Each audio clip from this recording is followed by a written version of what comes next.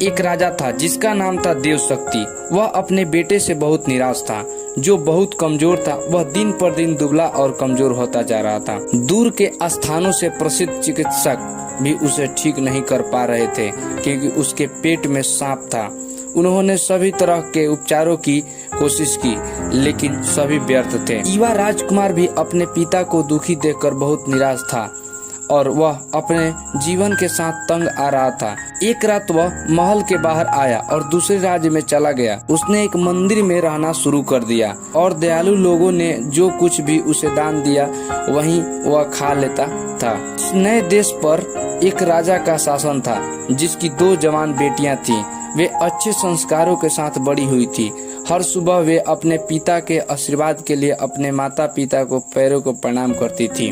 बेटियों में से एक ने कहा, हे पिताजी, आपके आशीर्वाद से हमें दुनिया के सभी सुख प्राप्त होते हैं। और दूसरी बेटी ने कहा, हे राजा, इंसान को सिर्फ अपने कार्य को ही फल मिलता है। दूसरी बेटी की टिप्पणी से राजा को बहुत गुस्सा आया। एक दिन उसने अपने मंत्रियों को बुलाया और कहा वह उन फलों का आनंद उठाए जो उसके कार्य के लिए नियत हैं। इसे ले जाओ और इसका महल के बाहर किसी के भी साथ इसका विवाह करा दे, जो भी आपको महल से बाहर मिले। मंत्रियों ने ऐसे ही किया और जब उन्हें कोई नहीं मिला तो उन्होंने मंदिर में रह रहे युवा राजकुमार से उसका विवाह करा दिया।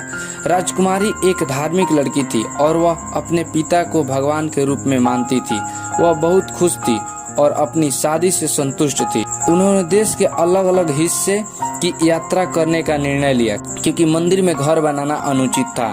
रास्ते में राजकुमार थक गया और एक पेड़ की छाया के नीचे आराम करने लगा, क्योंकि वह हर दिन कमजोर हो रहा था और लंबी दूरी पर नहीं चल सकता था। राजकुमारी ने पास के बाजार से कुछ भोजन लाने का फैसला किया। जब वह लौटकर आई तो अपने पति को सोया देखा और आसपास के बिल से निकलते सांप को देखा, और उसने अपने पति के मुंह से एक और सांप को निकलते हुए देखा।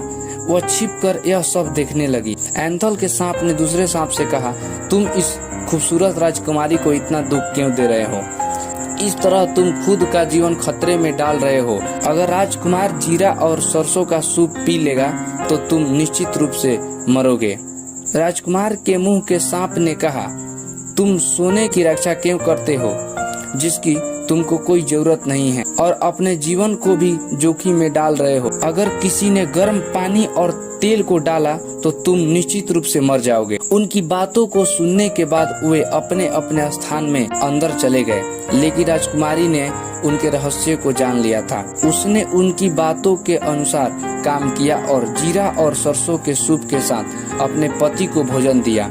कुछ ही घंटों के भीतर युवा राजकुमार ठीक होना शुरू हो गया और उसकी ताकत वापस आ गई। उसके बाद उसने सांप के बिल में गर्म पानी और तेल डाला और सोने के 2 बर्तन खोजा जिसकी दूसरा सांप रक्षा कर रहा था। उसके बाद वह युवा राजकुमार ठीक हो गया। उनके पास 2 बर्तन भर भी सोना हो गया। वे खुशी से रहने लगे। अगर आप लोगों को ऐसी मोटिवेशनल कहानी पसंद आती है तो प्लीज इस चैनल को सब्सक्राइब करें। धन्यवाद।